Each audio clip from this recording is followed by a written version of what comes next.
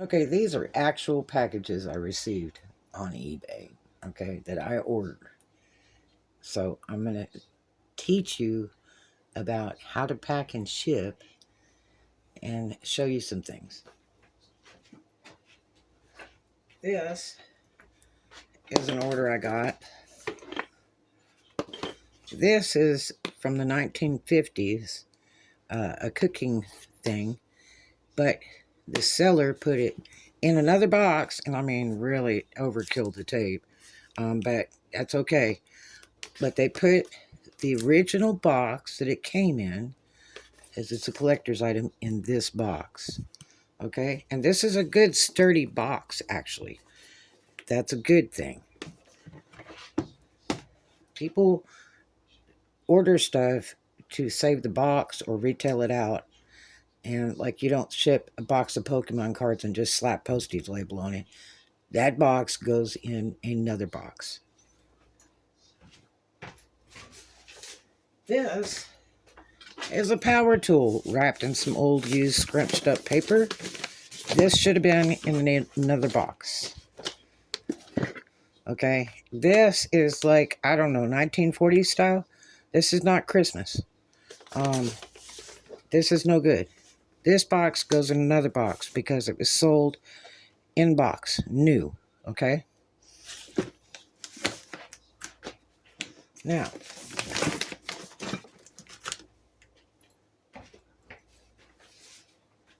this is shoes.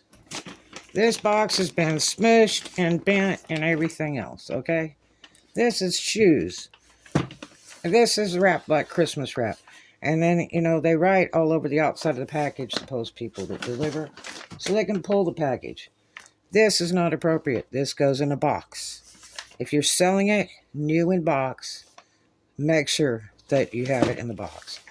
This is shoes. Okay? A lot of people stack the shoes in the box, in their closets, so they could see the size and the color and what it is. And some people are selling it. And they needed the box. There's a reason for that, okay? They're not designed for shipping. When the shoe people ship shoes to a retail store, they come in a big giant box, and there's like 10 or 20 pairs in there. The shipper that made the shoes does not ship them in the raw shoe box. They're not heavy enough to ship with. This is a banana head that says, "Oh, I shipped tons of them like this," and showed me a picture. I'm at the post office now and had it in their hand like this. Look what this did. This actually put a hole all the way through here and here because they shipped it in the shoebox. Taped the living crap out of the shoebox. Okay? And wrote the address on the side of the shoebox. You can't put that in your retail store like that. And that's not what that's made for. And these are suede boots. That is not what that is made for. Not for shipping.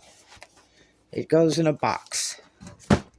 If you're advertising new in box, the box should be in decent shape. See all the dings on it and stuff? This. This is a big box. This has skates in it.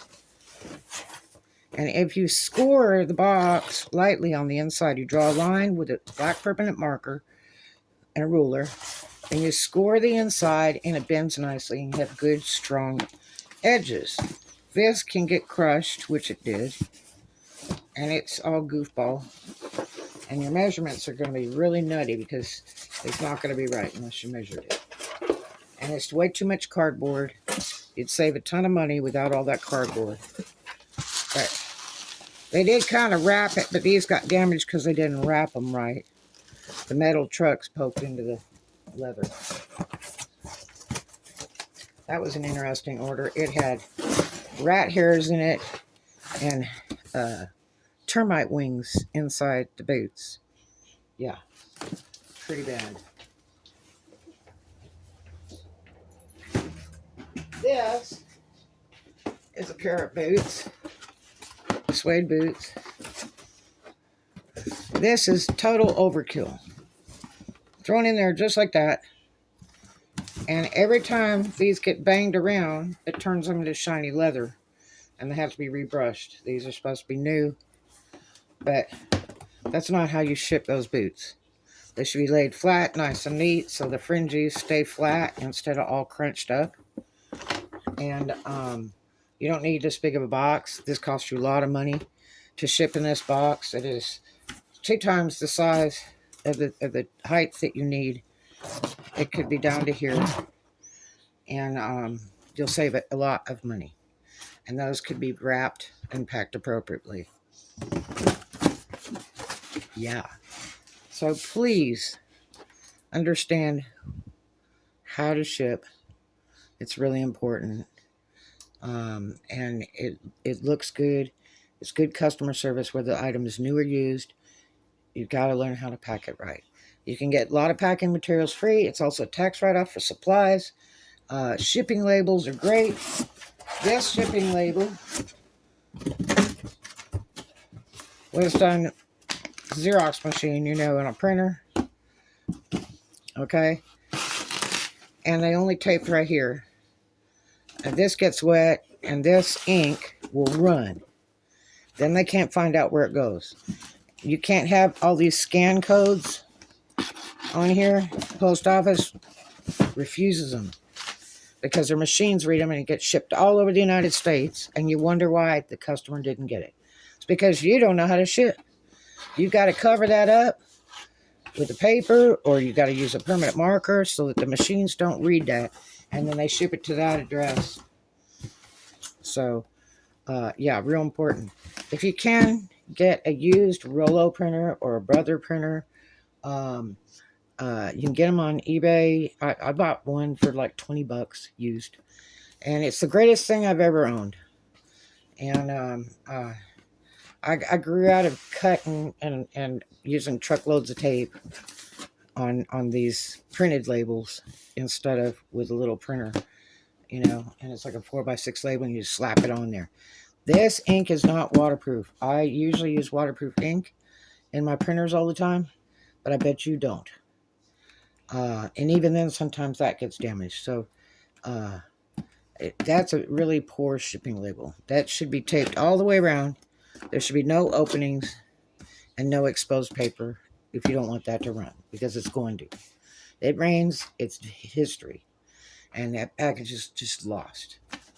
So, yeah. All your supplies are tax deductible. You can get padding from like furniture stores and retail stores, little gift stores. They have all kinds of padding you get free in their dumpster and their boxes.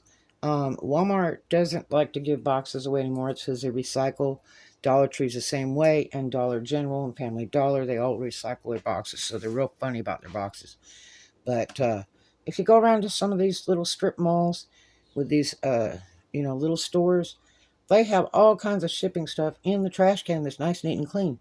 Furniture stores, you can get some great, packing peanuts and bubble wraps and all that free, okay, if you just take the time. So, yeah.